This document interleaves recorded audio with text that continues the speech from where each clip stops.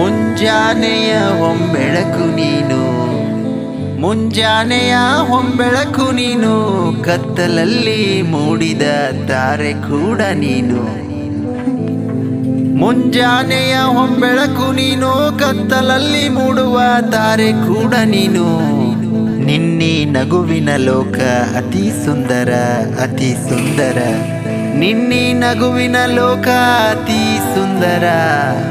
ನನ್ನಿ ಬಾಳಿನ ಪ್ರತಿ ಪುಟದ ರೇಖೆಗಳನ್ನ ರಂಗು ರಂಗಾಗಿ ನಾ ಗೀಚುವ ನಿನ್ನಿ ನಗುವಿನ ಆಧಾರ. ಮನದ ಮಾತುಗಳಿಗೆ ನೀನೇ ಸ್ಫೂರ್ತಿ, ಮನಸ್ಸಿನ ಆಸೆಗಳಿಗೆ ನೀನೇ ಹೊಣೆ, ನನ್ನೆಲ್ಲ ಕನಸುಗಳಿಗೆ ನೀನೇ ಮೂರ್ತಿ. ಪ್ರೀತಿ ಎಂಬ ಈ ಪಯಣದಲ್ಲಿ ನನ್ನ ಕೈ ಹಿಡಿದು ನಡೆದ ಸಂಗಾತಿಯೇ ನೀನು.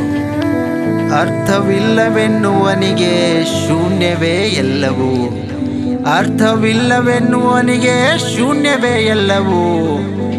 ಸೊನ್ನೆಯಲ್ಲಿ ಕೂಡ ಅರ್ಥ ಹುಡುಕುವನಿಗೆ, ಸೊನ್ನೆಯಲ್ಲಿ ಕೂಡ ಅರ್ಥ ಹುಡುಕುವನಿಗೆ ಎಲ್ಲದರಲ್ಲಿ ಉತ್ತರವೇ ಉತ್ತರವು. ತಿಳಿದರೆ ಭಾಗ್ಯವೇ ನಿನಗಿದು, ತಿಳಿಯದೋದರೆ ನಿನ್ನ ಅರ್ಥವೇ ಇಷ್ಟು. Thank you so much. ಮತ್ತು ಈ ಎಲ್ಲ ಪದಗಳು ಅಂತರಾಳದ ವಿಸ್ಮಯದ ಮನಸ್ಸಿನ ಪ್ರೀತಿಯ ಭಾವದ ಬರವಣಿಗೆಯ ಪದಗಳಾಗಿದ್ದವು.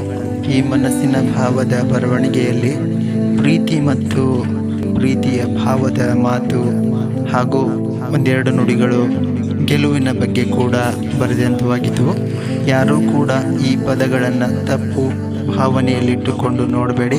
ಪ್ರೀತಿಯಿಂದ ಕೇಳಿದರೆ ಎಲ್ಲದರಲ್ಲಿ ಕೂಡ ತಿಳುವಳಿಕೆ ಎನ್ನುವ ಹಾಗೆ ಈ ಪದಗಳ ನಿಟ್ಟು ಕೂಡ ಅದೇ ಆಗಿತ್ತು.